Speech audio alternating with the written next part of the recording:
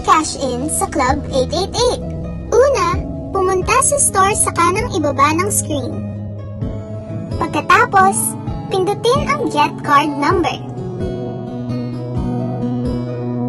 Pumili sa GCash accounts na makikita sa taas ng screen.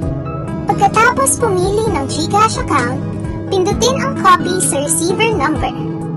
Mag-login sa inyong GCash app at i-paste ang number na kinopya. Ilagay ang amount na ito-transfer at pindutin ang Send.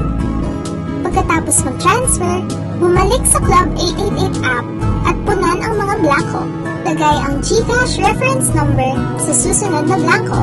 Ilagay sa amount kung magkano ang na-send. Ilagay sa payer ang pangalan ng GCash account na ginamit pang send. Ilagay sa sender number ang mobile number na ginamit pang send. Pagkatapos, pindutin ang submit at magantay ng sandali.